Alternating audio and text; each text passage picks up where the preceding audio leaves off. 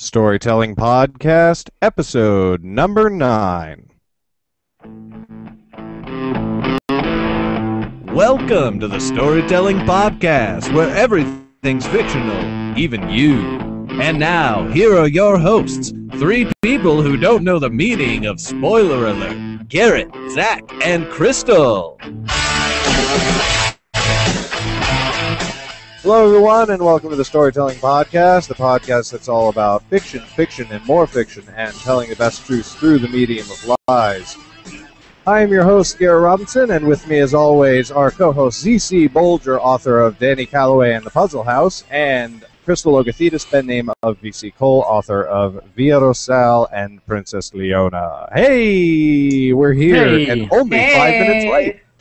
Yeah. Only 5 minutes. Woo. Huzzah! Yeah. Before we start, I do want to say to our listeners that everybody here at the podcast, our hearts and thoughts go out to the people of Boston. And good job on catching those fuckers. Yes. If they did catch all of them. Yes. What?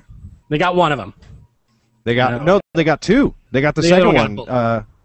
What? Well, yeah. Okay, fine. Yeah, one got a bullet. But then I heard that they made 3 other arrests as well, like in relation to the thing, and that made me feel a little bit better, because I was like, really, like just 2 guys, I didn't buy it.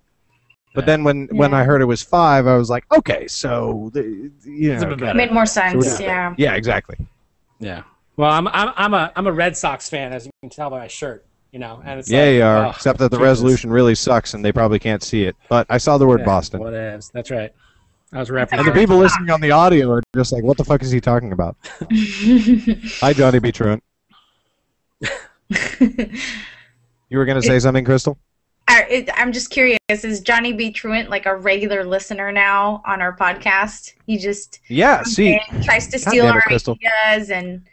You need to listen to his podcast. He talks about us all the time. Oh my god, I need to find out what he's saying about us. And his podcasts are the Self-Publishing Podcast and Better Off Undead. You should check them out. They're fantastic. No, I have. And Bigger, Better, Despite Stronger, David Faster, Penis, whatever the one is. Oh, yeah. Bigger, Better, Faster, Stronger, or Bigger, Better, Stronger, Faster, or Bigger, Stronger, Faster, Better. One of those. Yeah, I think it's a sex podcast, something like that. Yeah, something like that. Something about human potential for orgasm. Wow. It sounds like one long infomercial for those little pills they sell at liquor stores. Actually... Length and girth. Yeah, it sounds like that. That's what it sounds like. I'm pretty sure we're going to be losing listeners over your goddamn Wait, I'm just curious to know if any... Have you guys ever bought those pills they sell, like, as you're, like... paying for your gasoline at a 7-Eleven or nobody buys them, right? Like who would buy them? I was given a pack. No, people definitely buy them. I was given a pack for a Kris Kringle when I was in high school once. Wow. Yeah, it was awesome. Wow. Oh, but you didn't dare to take them? No, fuck that. No. The girl also gave me an entire set of Viagra on the cheap. Exactly. Anyway, so, what happened that's new with everybody this week? Cristal. Cristal, how about you? Nothing freaking happened with me this week. It is impossible to get a freaking cover designed on planet Earth. It really isn't, because I've actually sent you 6, and 2 of those you could use tomorrow. And you know what? You probably should. No, I didn't like them. They don't communicate. No, that's true. No, that's good, Cristal. Honestly, a writer's worst enemy is impatience, in my personal opinion. Because then you just fuck shit up. Don't listen to Zach. And this is a conversation but for they were not podcast. fucked up. They were good. I haven't seen them. Here's my viewpoint on it. Yes, you did. You saw them too. You saw everything that I've sent Cristal. The most recent one that I sent with the chick swinging in the forest. Yeah, but it looks like a little girl, and it's like it doesn't convey humor or wit or anything. It's just like not the but that's selection of font. It conveys a bedtime story. I understand, but here's my point, and I think that this will hopefully be helpful to somebody who is a storytelling podcast listener. And this is something that I've read that I believe both of you have probably read too. There's a point where the pursuit of perfection gets in the way of communicating. Period. And you can't worry about being too perfect because then you're not communicating anything. And my point is that I worry about perfection on very few things, and it's okay with me if those things take a really long time. But then for everything else, I want it to be as good as fucking possible, but I want it to get out into the world. The cover for Hit Girls could be better. I could hire models, and I could do a photo shoot, and I could shoot them in front of windows in silhouettes with guns, and it would be way cooler and way better and way more awesome, and it would take me so fucking long that I went and I put together the best cover that I could, which looks pretty cool and, you know, is in the genre that I'm talking about, and Hit Girls is out there and it's going. Non-zombie is paper texture with lettering. You know what I mean? Right. No, but I mean, I personally, the thing is that those covers are almost generic in type because your Hit Girls has the silhouettes, which are pretty easy to grab, and non-zombie. I think I love both of those covers. But the ones that I've seen of Crystals, I personally have not liked. I wouldn't look at it and go, I'm going to buy that. Yeah. Maybe it's the font and the font coloring.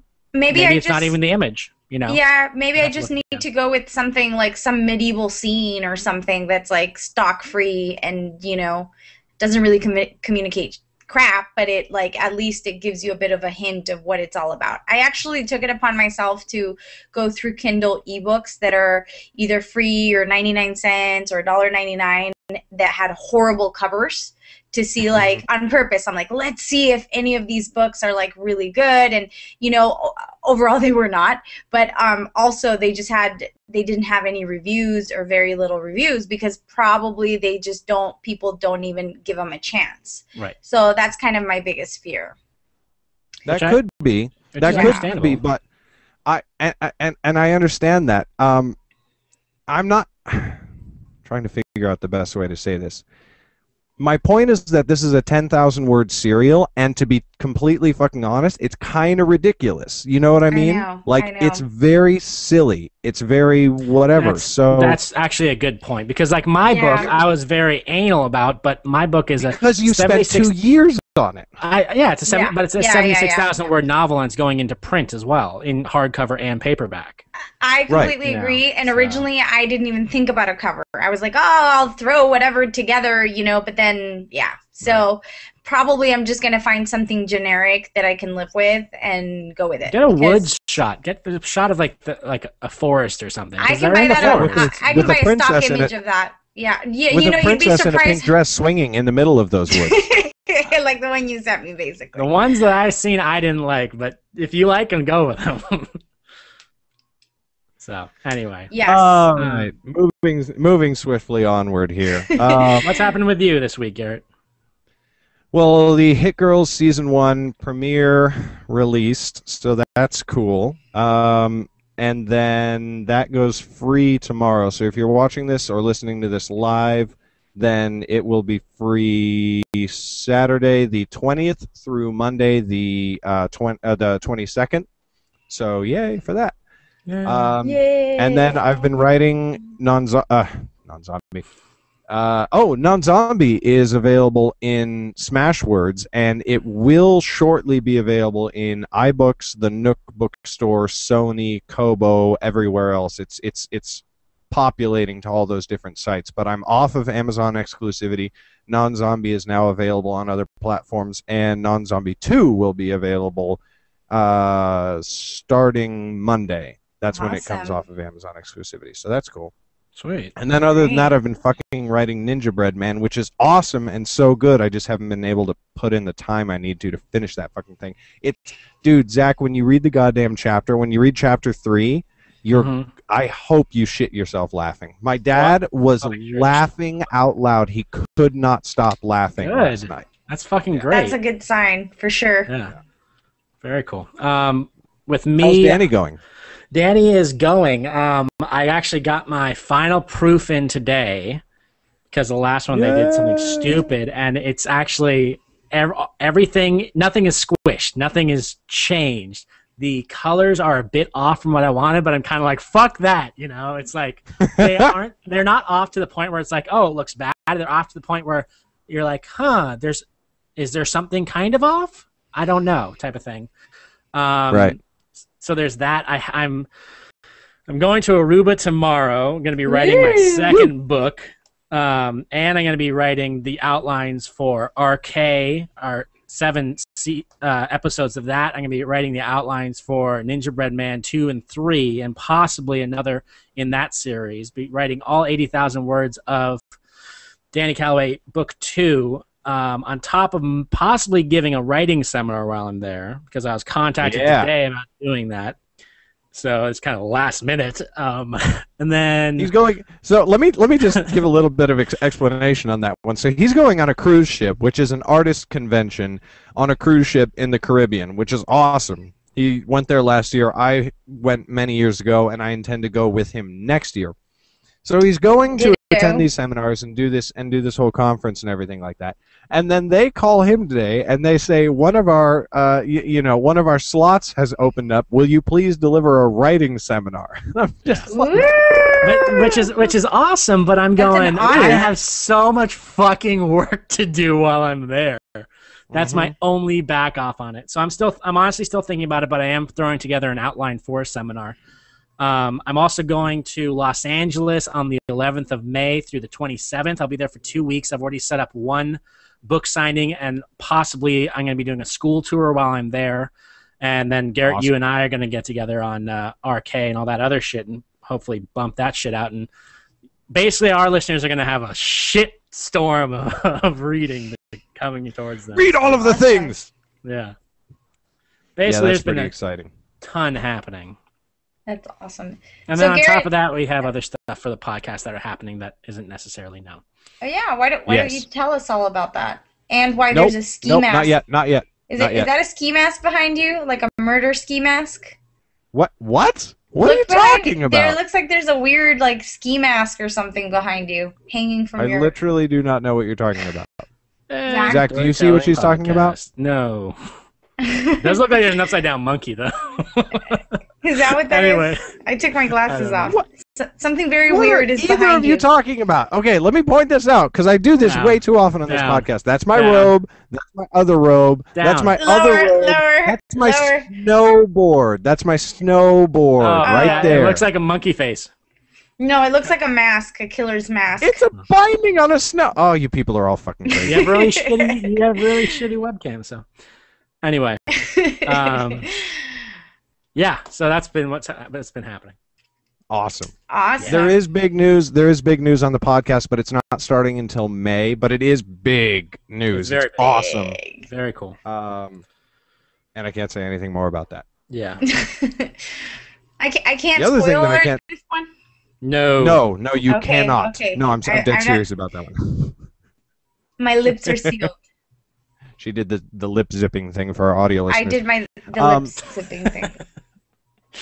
The other thing that I can say a little bit more about, because Sean's been talking about it a little bit more on his podcast, is the project that I'm co-authoring with Sean Platt from the Self-Publishing Podcast and Better Off Undead is, first of all, really, really fucking cool. I still can't really talk about the story yet, but what I can say is it's going to be 12 episodes of 15,000 words, which is twice as long as any of the other, twice as long as Hit Girls, and also twice as long as any of the other serials that he's doing. And the story is fucking awesome, and it's part of his big kids, not really kids, it's closer to young adult, but like big kids project that he's got going on. So keep an eye out for that. That's supposed to release in June, and more details when I can give them to you. Yeah, I know very little about it, but I do know more than the listeners, and it sounds fucking awesome. I can't wait for it. Now, is each chapter is going to be 15,000 words? No. Each episode. It's each episode, like a serial. Right. Big ass book. I know. I'm like, wow. So the whole thing is going to be 12 episodes times 15,000 words. Somebody help me out here. That would be 180,000 words. Yeah. Yeah, it would. Yes, it is. Yeah, it's pretty crazy, huh?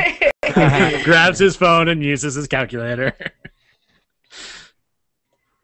Yeah, I was actually writing it down. I have cards everywhere. Look, I have this card. I don't remember what this card is. This is fascinating for the audio listeners. I have this card. I have no idea what that is. Somebody's gonna freeze frame all this and learn all of my inner secrets. Oh, I have no idea what this is. This is good. Well, I have this. This is my doodle pad while I'm working. Betty Crocker recipes. Nice.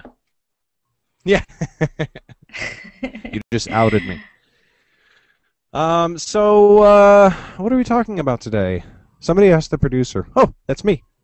So this is us getting on topic. We are talking today about world building for your story. Right. World building. Yes. I've had no time to make any notes for this, so I'm going to be winging it. Okay, fine. Well, I'll go first. Yeah, go ahead. First thing that's very important to me about I will. I was before you said that. First thing that's very important to me in world building is attitudes of the characters and people within your story. That is huge for conveying the tone, and tone is actually a big part of world. It is somewhat separate because you can have a post-apocalyptic story, and that's the world, but then you can have one where it's very insouciant and kind of funny stuff happens, a la non-zombie. Or you can have one that's incredibly dark and depressing, like this book that I just read and reviewed today called Chicken Nuggets: The Raptor Apocalypse, which is actually it's a crazy book by Stephen R. Yeager. God, I hope I got that right. And it's now here's the thing: you hear that, you hear the title, Chicken Nuggets for the Soul. The Raptor Apocalypse. Right. That's your reaction, right? You That's chuckle? fucking Snakes on a Plane of books. No, it is not. No, it's so dark. Because I saw the title and I was like, oh, that's hilarious. I have to read this book. And like from page 1, I'm so like, oh, it's so depressing. But in a good way. David Wright would love that book. He would eat that shit up. Oh my gosh! But you're absolutely right. So anyway, go ahead.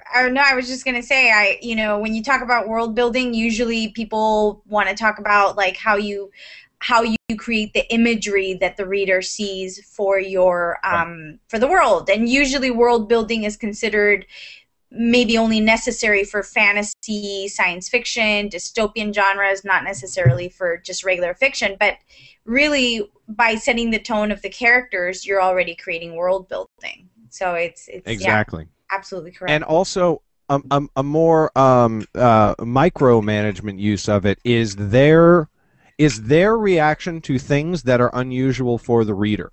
So if they walk up to a door and they just stick their thumbprint on it and the door slides open and whatever, and they just pass by that nonchalantly. This is kind of a bad example, but I'm going to roll with it. And they just pass by that nonchalantly, then immediately your reader goes, well, we don't have stuff like that in my world, so this is obviously a pretty technologically advanced society. Right, or if you have somebody see a dragon and they're like, oh, no, there's a dragon, let's hide. You go, oh, yeah. Well, you automatically go, okay, dragons are normal in this world. Right, you know? And they're not good. Right, but it's not unusual to see a dragon to the point where these guys are like, oh, we know how to survive if we see a dragon. Exactly. Right. Whereas if a dragon shows up in our world, we're like, what the fuck, dragon? That's funny because I think that part of. Okay. Oh, sorry. I was just gonna say, I think everybody's seen the Jetsons, right? The cartoon from the '60s or whatever. No, never heard of it. Tell me more about that. Shut up.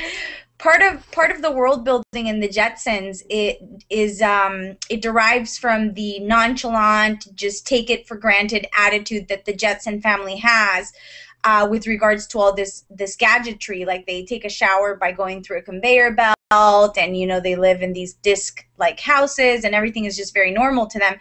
And I think that sometimes writers they fail a little bit in selling the world building and making the reader really believe it and seeing it as being real, because the point of view of the main character or the characters is not really like taken for granted, or is not necessarily intrinsic to the actual world that they're in. So that goes back to the tone.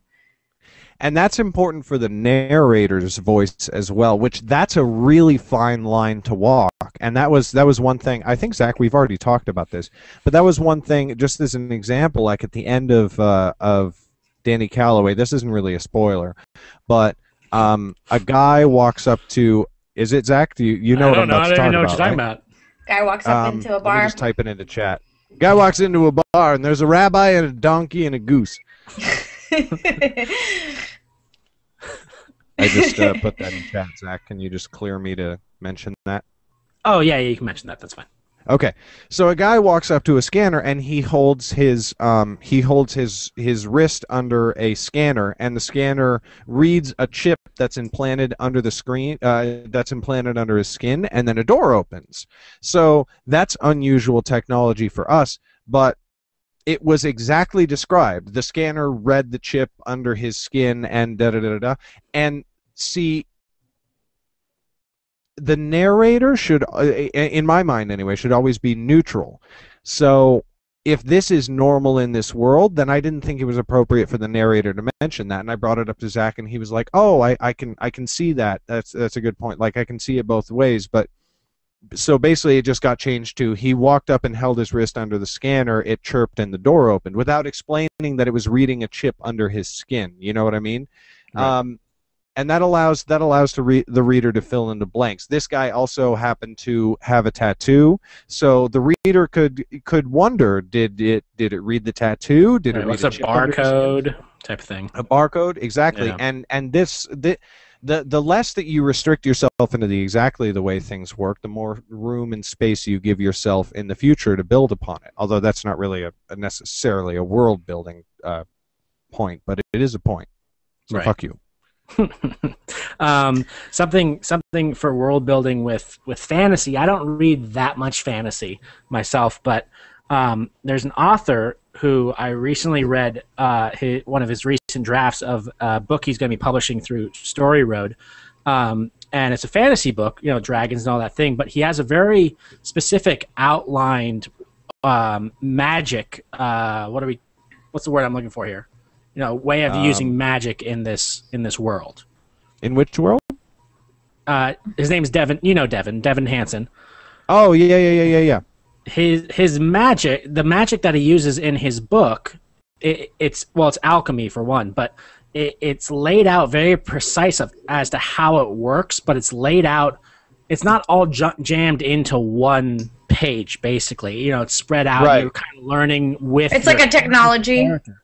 Yeah, it's how the magic works in this world, and you're learning it with the character, and it was just fucking mind-boggling to me how incredible this was written, to the point where I was like, dude, I want to publish you under my publishing company. But yeah, and that's something, if you're able to, if for fantasy, if you have something like magic or alchemy or something that's very like out there, that it is very, for one, is interesting how it works. You could have your character learn it along the way, so that the reader is gaining the data as well as your character, and it really lays it out easily for them. Right, exactly. Yeah, because you don't want to just have an entire page that's like, here's how the magic works. Yeah, you don't want to break the flow of your story. You don't want to break the flow of your story to go into a big long explanation about how things work, because that's just, for me as a reader, that's kind of fucking annoying. I'm like, yeah, just, give me what I need to know right now and fill in the details later.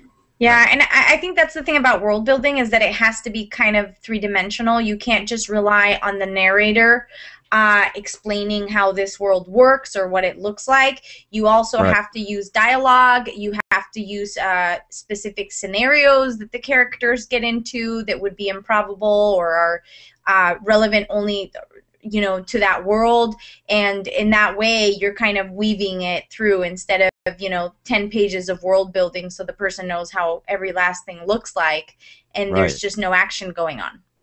Right, yeah, exactly. Definitely. And something that comes to my attention is I recently, because my ebook for Danny Calloway is out and able to be purchased on Amazon, I have people reading it. Yeah, I have people reading it currently, and I've been asking for, basically feedback if they find any typos or inconsistencies, because I still have time to change the print version, whereas it would cost me money if I changed it after I printed, and updating the ebook doesn't matter. It's totally free. But there was something that came up, was someone was like, so in this point, it says that the grandfather clock chimes 3 o'clock. And I was like, yeah. He's like, well, nobody's been in this house for 25 years, and those need to be wound like every 48 hours or something. And I was like, oh, that's a really good point, you know? So it was something so minor that pulled this reader out of the story. That's a bit anal, though, I gotta admit.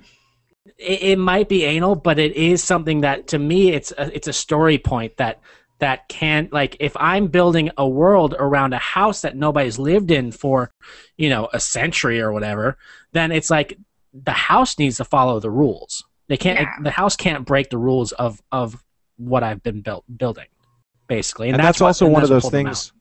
Right, and that's also one of those things where it's so easy to fix. Like, it's really easy, just go fix it. It's like go in and delete that line, and boom, problem solved. Exactly. You know, right. Oh, he looked at his watch and it was 3 o'clock, or his alarm went off, or whatever. You know, right. Because it has nothing to do with the actual story. A homeless man burst in the window. It's 3 o'clock, and then ran away. That's what I'm going to change it to. Everybody should buy the book so that they can read it. I want a percentage of the royalties. So, okay, Zach, you look like you've been writing stuff down furiously while all this is going on. Do you want to take the next point? Because I have another one. No, you can go for it. Okay. The next one, which we've already... What? I have lots of doodles. You're fucking writing your seminar for the cruise ship, aren't you? No, I'm not. That's a good idea. He's probably doodling pictures of us. Let's see. He's writing his packing list. Oh, I actually have a question for you guys. Okay, so sorry. I'll ask the question after your point. Go ahead. No. Ask the question now. Fucking do it. I was just wondering what your favorite world in fiction would be, like that has been built. I was gonna guess Garrett's would be Lord of the Rings. No, it's actually not. Well, fuck. It kind of is, and it kind of isn't. Here's the thing of quality versus what you like. Right. The best built world, I would have to say yes, is Lord of the Rings. That is the most completely built and perfectly constructed and real world that I've ever experienced in fiction. My favorite, the place where I would want to live if I had a choice, is the Star Wars universe. That was my second one that I thought you were going to pick. It was between those two. And I love Lord of the Rings, don't get me wrong, but I want the Force. I want a goddamn lightsaber, and I want a fucking X-Wing, and I want to travel to other planets, okay? You know what'd be great? I want all of these things. You get your wish to go live in that universe, but you're not a Jedi. I take it. I could always be Han Solo. No, I could be Han Solo. No, you're a stormtrooper. You can't hit shit. All right, then I'm a stormtrooper. I take off my armor and I go become Han Solo. But you can't because you're a clone.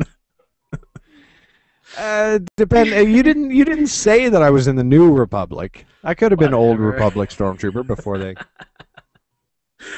Cristal? I can see this escalating. Fiction. Well, that escalated quickly. Fiction doesn't have to be just books. Any fiction. Yeah, exactly. I was gonna say, I love the world in The Princess Bride because I love the characters so much. But actually, if I had to pick a world that I would want to live in, it would be Goldshire from World of Warcraft. That's cool. I just love it. Cool. I love the music. I love Stormwind Castle. I love all that area, and it doesn't have any zombies. I'm not familiar with that game, but. Now, do you, like, in terms of quality of construction, what would you pick? Not just your favorite, but, like, holy crap, that person did a really good job of putting me in this world. Honestly, World of Warcraft was my first video game experience, and it was definitely my first massive role-playing online experience, and I was fucking blown away by how many layers and how much depth that world has. I mean, there's music, you have to feed your character, you have to walk places and it takes time, and then you have to buy a mount, and it really puts you there because even though you're on a keyboard, you're having to do certain actions. And it was so different from reading because it was just such a different experience that it put me in that world, and it built it for me in a way that a book never had. And I have a very vivid imagination. I read and I can really visualize everything, which is why I'm an avid reader. Like, I think most people that are avid readers have a pretty good imagination, but I would have to pick World of fucking Warcraft because it was just an experience unlike any other. So. Well, here's my question for that then. Here's a little add-on to that. What if you were in the World of Warcraft area, but if you die, you're dead? Now, think about how many times you died in World of Warcraft. Yeah, that would fucking suck. You're like, oh, this is awesome. Oh, yeah, but I could argue back, like, what if you were in the Star Wars realm and you were one of the bad guys? You die like 3 minutes into it too. Into your life. Yeah, but that's too restrictive. That's why he wants to be a Jedi. Well, no. Even that, where it's like, what if you're in the Star Wars universe but you're a bad guy? It's like I'm not a bad guy, so I wouldn't be me. So what? Yeah, well, what if you're in the Star Wars universe and you're Emperor Palpatine and Darth Vader throws you down the shaft and you die? It's like, you're C-3PO. Yeah, like, I don't know. You would totally be C-3PO.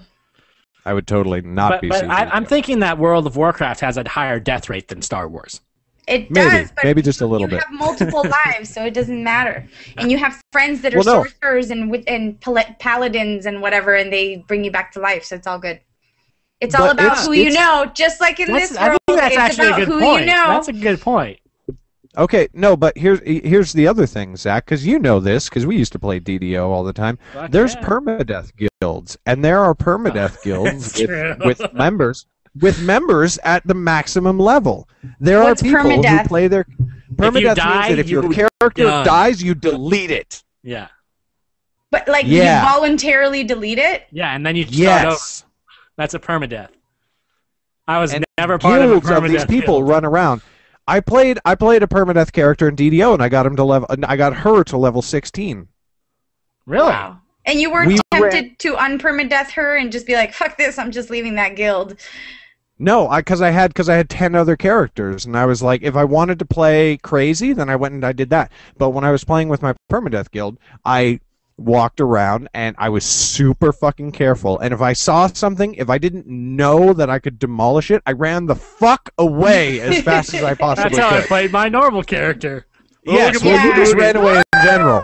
You know, I had to learn how to play games with my character, and I didn't know any sort of those rules that are kind of like tacit rules that everybody that plays video games just knows. So people would get so frustrated with me because I'd wobble off a bridge and fall and drown and be like, "What? That's not fair," and then I couldn't find my body and all this. It was pretty frustrating at first, I have to admit. Well, this is fascinating for the independent authors and film people who are listening to our podcast. My choice was Star Wars. We got on. Let's move on to your point. Okay.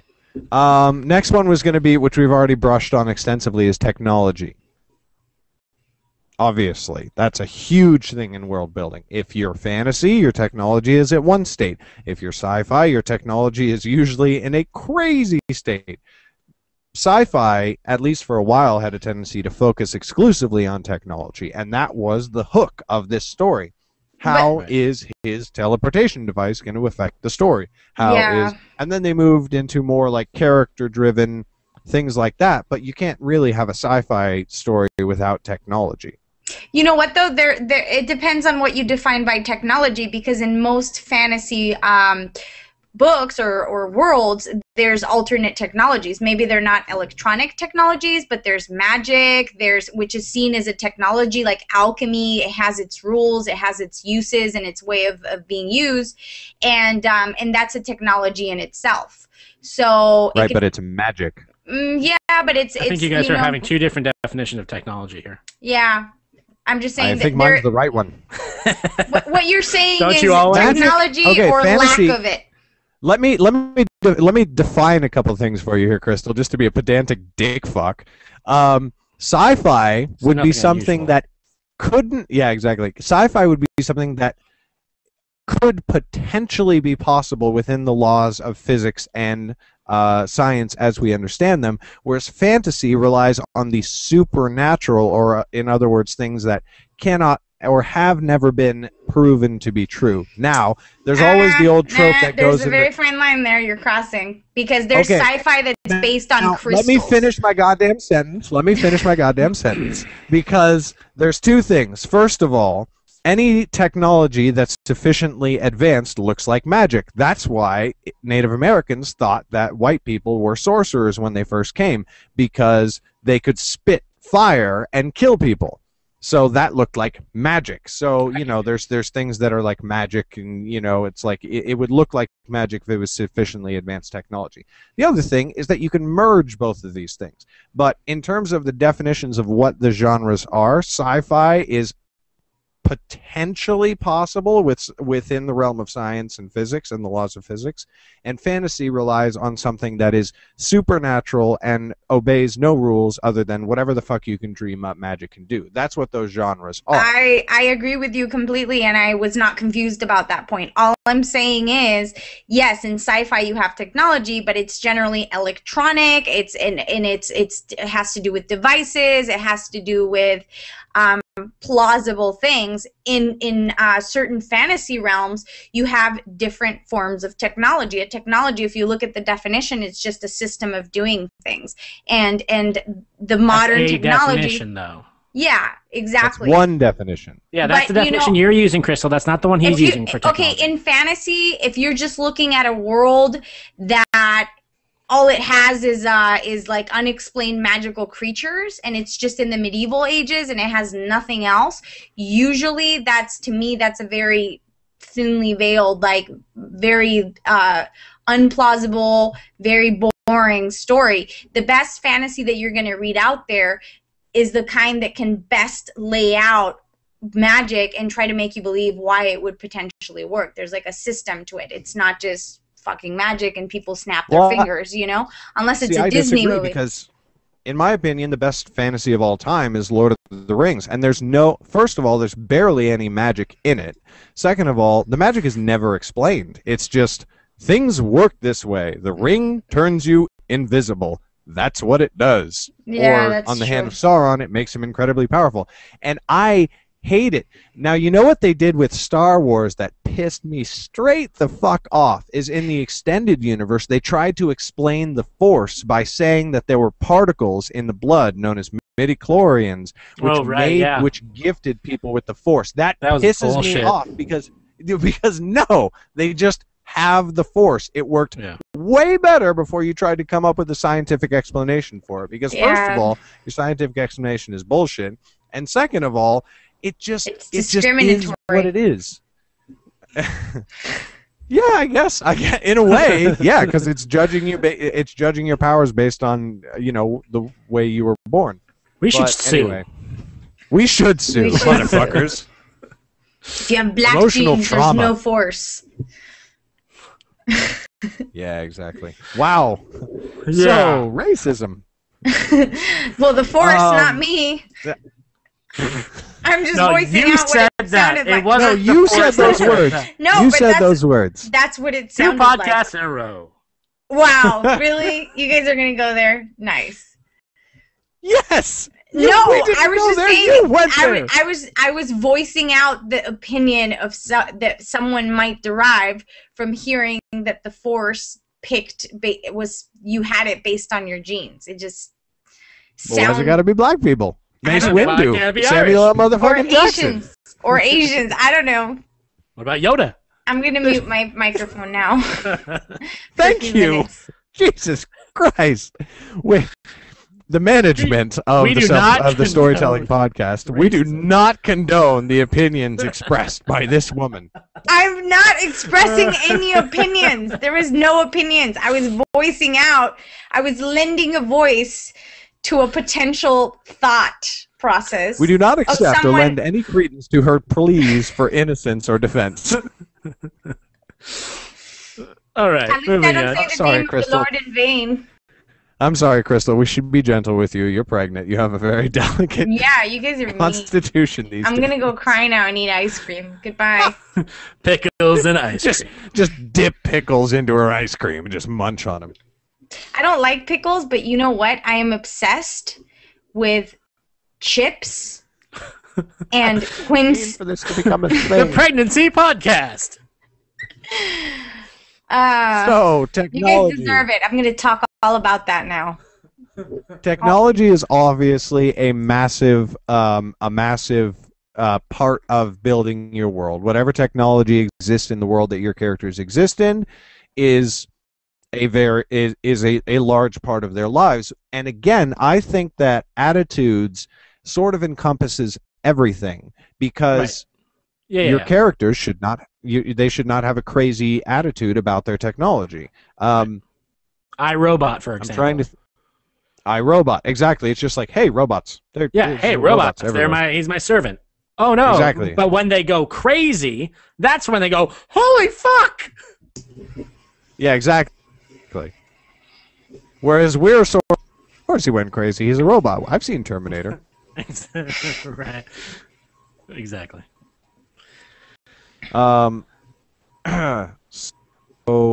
So technology. And again, there's chat window's awesome tonight. We're just totally ripping off the self-publishing podcast. So on the self-publishing podcast today, there was a lot of crazy shit going on in their chat window, which was terrible for the audio listeners and the YouTube watchers, because we couldn't tell what the fuck they were all laughing at. So that's happening with us tonight. And it's my fault. I'm so sorry. So technology is an important thing. So, okay, so in Ender's Game, when everything is obviously very like technologically advanced and yada yada, I know we sort of have differing opinions on his amount of description in that book, but what I liked is that there was the normal level of technology that everybody sort of had already, like the desks, which were all connected to each other around the world. And that was very cool and normal and nonchalant. And then there were other levels that the general public didn't know about that were only part of the military. And the further Ender went, the more he learned. But what that allowed him to do was things could be explained to Ender. And the narrator didn't tell the reader how things worked. Other people told Ender how they worked, and the reader just got to overhear it. And I really like that. I think that that's great if you can introduce technology. I just saw Cristal's message. You know what? I didn't like the way Orson Scott Card went about describing things in Ender's Game. I thought they were fine. Just the first time I read them, the beginning, I was lost because I was... Right. I don't know. I was just not into it. The second time I read it, I loved it. Right. Yeah, totally. No, it's a great book. It's fantastic. I'm so excited for the movie. It looks so awesome. Yeah, they're going to have a trailer in Star Trek. Yes. Yes, they are. So excited. Oh my god, and I hear Oblivion sucks, which really disappoints me. I heard it was fantastic. That? Really? Yeah, I've heard I heard it was mediocre. People that it was so good. I heard it was very mediocre and blah, blah, blah, and I was like... From who? I don't remember. I don't think I trust your opinion on movies, Cristal. I definitely don't trust your friends. I don't have any friends. I'm all alone in the world. Are you guys my friends? Just your husband. Yeah, no, that's right. You don't have much of a social life, do you, Cristal? I'm a married woman. I have laundry to do. Where's the rest of that? Where's the rest of that? You keep shrinking them down. No, that's it. That was it. That was all. So why don't you play the entire podcast as a clip? I'm a filthy liar too, because I haven't done laundry like in ages. My poor husband does it now because I can't lift anything. Of course you haven't done laundry. You have laundry to do. You never do laundry. You just have it to do. It's just a never-ending cycle. Yeah. So who wants to take the next point? What's the next point? I wasn't aware we were going down. Sexism and racism. We're batting 1,000 on this podcast.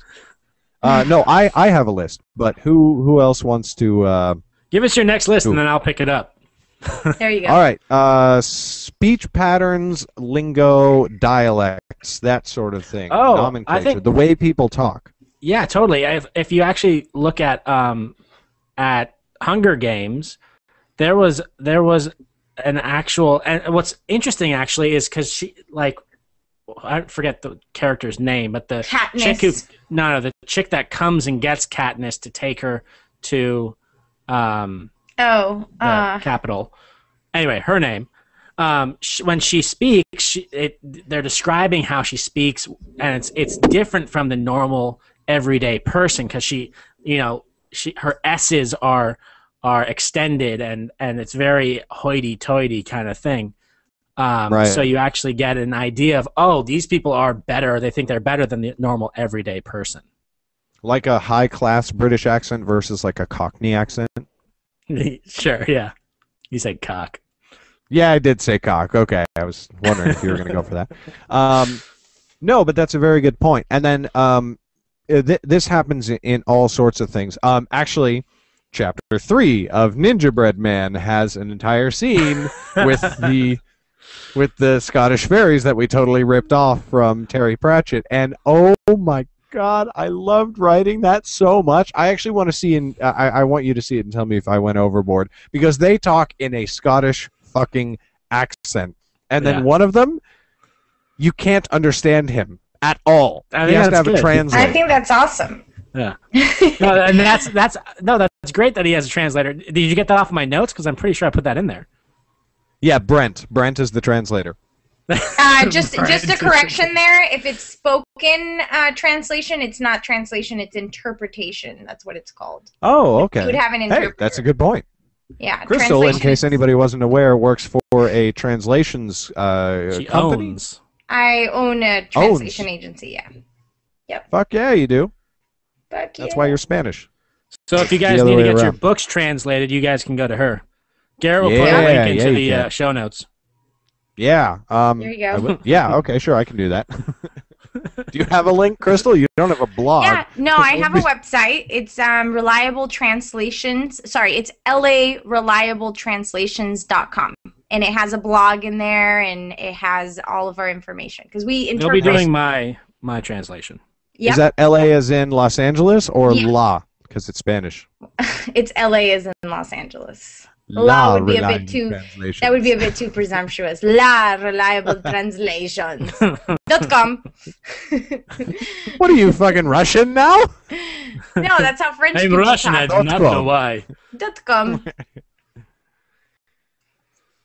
What's our next point? Next point. Like I said, I don't have a list. Well, here. no, we were going into. I want to go a little bit more into speech and dialects. Speech and dialects is a great way to draw contrast between cultures. Going back to Lord of the Rings, the hobbits speak in a very particular way, and I think it's more of a mannerism for hobbits. Right, exactly. Than a dialect. I didn't say it was a dialect. Fucking Cristal. I'm trying to get back at you for making me look like a dumbass with technology and Cristal. Let me allow me to explain the difference between sci-fi and all of us are here fantasy. to learn from each other and to feel each other's nipples. Wait, what? Cristal. You don't even look at mine. They heard Garrett it as has it to is. touch mine. Wow, this went south quickly. What was I talking about? The hobbits. So they have a very particular way of talking. Now, this is more pronounced in the book than in the films. But when they talk, pretty much everybody kind of laughs. Like just the manner in which they speak, which they tend to like lump a lot of things together and say, they won't just say, I like penis. They won't just say you need a smart person on this quest. They'll say something more like, "You need a smart person on this quest, which I am. So you should bring me." And there you go. And it's like they just keep like adding on to the end of the sentence that you thought they've already finished. And it's very kind of quaint and rustic. And so when they tend to talk to people like Gandalf or Theoden or Aragorn or Boromir, it makes them laugh because they're like, oh, you're like a grown-up, but you talk, you know, like a little backwoods person. It's kind of funny to them. Sounds like they have out loud thought processes. A little bit, yeah. It's like stream of consciousness. Pretty much exactly like that. And I love doing that. One guy who did that a lot was the author of Winnie the Pooh. Winnie the Pooh talks like that pretty much nonstop. And I do this a similar thing in my writing. And when I was writing with Sean, I wrote something and I sent it to him, and then he sent me back after he'd edited it, and he took out all of my what I would do is be like, you know, and I don't want to go there. I don't want to go there, he said. And I don't think you should either, said he. And so there you go, he finished, like something like that. And he like took everything else out and just kind of condensed it into one sentence. And I was like, no. Like, I want him to talk that way because he's kind of a simple, big, doofusy guy. So, yeah, my only thing there is I'm a little wary of using lingo or very accented mannerisms like throughout the characters, like to define a specific culture or whatever, just because of the fact that it can get very annoying if it's not done right. Yeah, in my book, one of my characters has a very, I mean, it could be thick, I guess, accent. He's Southern, you know, and almost every time he says you, it's ya, you know. Yeah. Yes, Garrett? What are you laughing at? No, it was just funny because the first time that I read it, like when you talked to me, Zach did like a blind survey on me, and he said, what accent did you think he had? Because he doesn't say in the book he has a Southern accent, he has a British accent. He doesn't say anything. So he's like, what accent did he have? And I'm like, he had a British one, like a Cockney sort of accent, didn't he? He said, well, no. He wasn't supposed to. Yeah. And so we worked on that. We worked on it.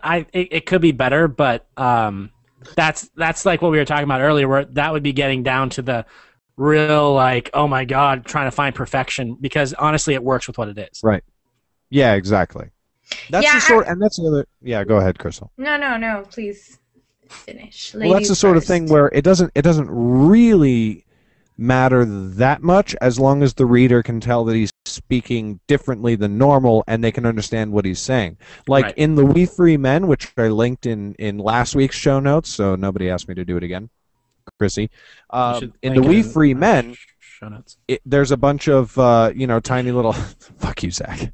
There's a bunch of tiny little Scottish fairies, which we are sort of ripping off that idea. We're changing it and making it our own, but we're ripping that off, and they talk in Scottish accents, really, really thick Scottish accents.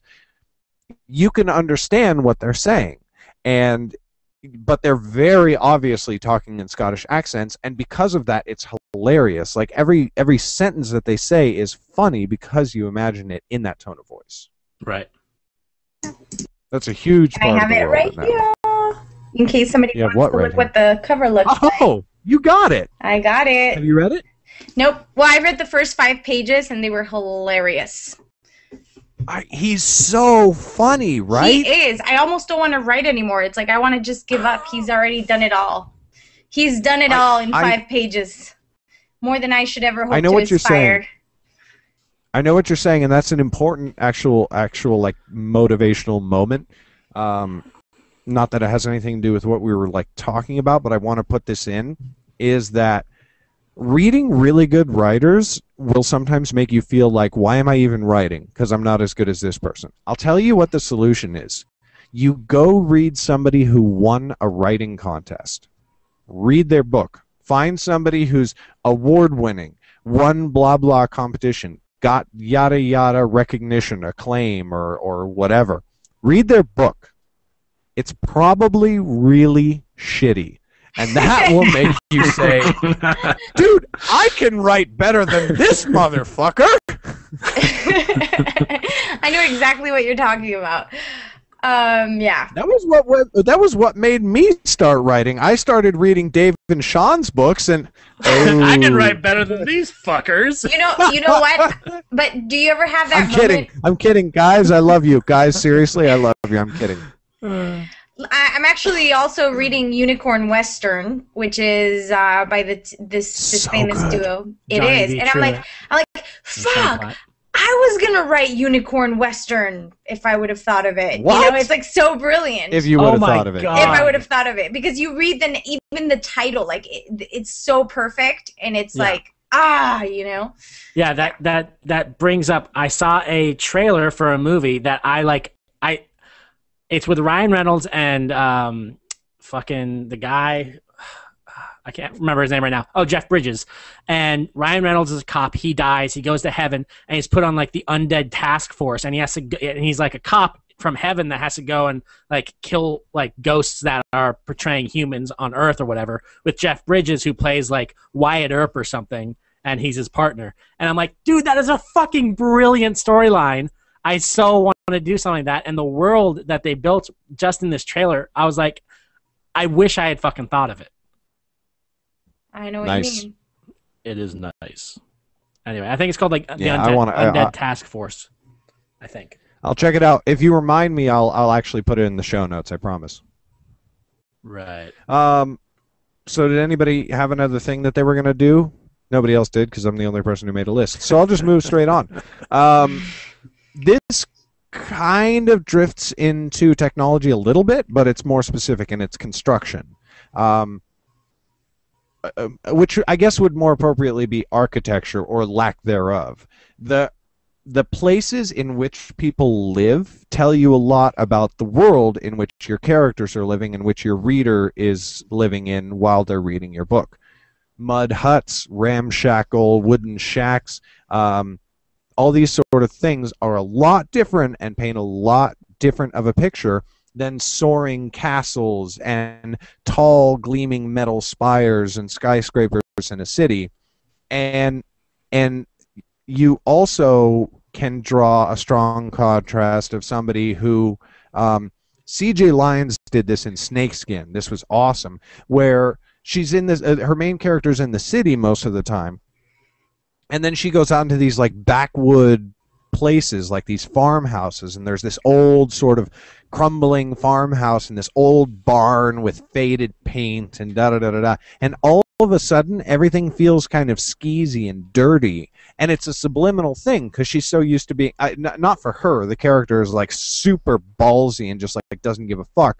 But you as the reader are like, this is weird because she's been in you know, like nice cars and hotels and hospitals and all these different places. And when she walks into this barn in this one scene, my heart was leaping out of my chest because she described the barn and the way it was sort of like ramshackle and falling apart so perfectly that I was like, oh, this is some like backwoods thing and it's going to be like Deliverance and some dude's going to be getting ass raped in there.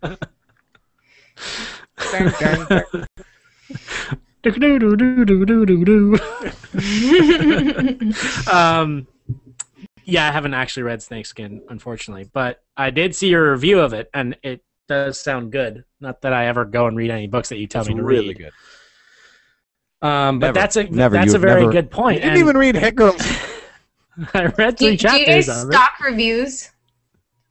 Do it what? What? Do you ever stalk like some author you like? Do you go stalk what reviews he's written just to see what he's reading? No. What reviews he's written? No, I've never done that. That actually sounds really interesting. All of my favorite authors are not really active on Amazon reviews, though. I mean, Tolkien hasn't written an Amazon review, and I don't know how long. In ages. A good point in the third age of the world. A good point for architecture is back to Hunger Games. You open up in these districts that have, you know, ramshackle, you know, cabins or whatever, and then you're going to go into the capital, which is very nice. You know, it's built very eloquently, you know. Yeah, so it has two different things. It gives you an insight into the civilization, I think, because you know you can judge the civilization and what it values and holds near and dear based on how it treats its people and how they live, and you know, it's a poor, it's a rich, it's a sophisticated, it's a civilized civilization. What is it? And I think describing the buildings and the architecture. In fact, it really gives you that that viewpoint. Right. You know what did a really, really cool world building, I guess, is it's a game, not a video game, a tabletop miniatures game called Warhammer 40,000, and it's in the year 40,000. It's 38. Shut the fuck up, Zach. Don't you fucking laugh at me. And it's in the year 40,000, so 38,000 years from now, and mankind is all across the galaxy. And we're on millions of planets, and there's billions and billions and billions of people and aliens and things. So basically, you can go to whatever the fuck world you want. You can go to a world that's it's one gigantic city. The entire world is covered by this huge city. And then there's another one that's a jungle, and another one that's a frozen tundra, and another one that's a desert, which is very Star Wars-esque, but they get into such detail on so many of these planets. And in particular, there's a group of beings called Space Marines, and they are recruited from these like backwater planets, and they live in the woods or the jungles or wherever. And then they get recruited because they're very physically fit and able, and they get pulled up into, all of a sudden, spaceships, and they have big suits of bulletproof armor, and they have guns and everything. And they've been literally riding around on horses chucking spears at deer to get dinner, and they didn't know that space existed or technology existed. And there's so many great stories written in this universe that take you from the transition of literally a barbarian riding around fighting for his life to a goddamn space marine. It's really, really well done. It's really, really awesome. Awesome. I remember playing that with you. Well, yes, you do. That's why I said fuck you when you laughed. There's a small point is because it's world building is climate, the actual climate, right. because if it will really set the tone for where your characters are, you know, because and on top of that, it lends a lot to some of the barriers that they're going to have to overcome. If they're in a desert and the climate is, you know, fucking blistering, you don't have water, boom, there you go. But it really sets the tone for where you're going with.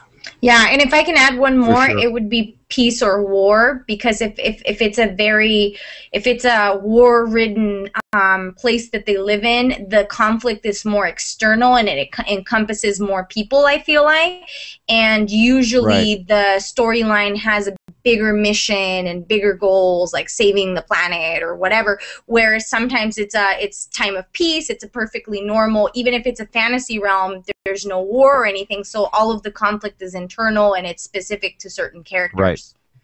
Right. Yeah. Well, I know that we could go on about this quite a little bit, and I actually have a few more on my list I'd love to touch on, but we have actually gone over an hour. I wasn't paying attention at the time. So, sorry, Zach. Trying to milk us. Hey, if you'd had a list right from the beginning.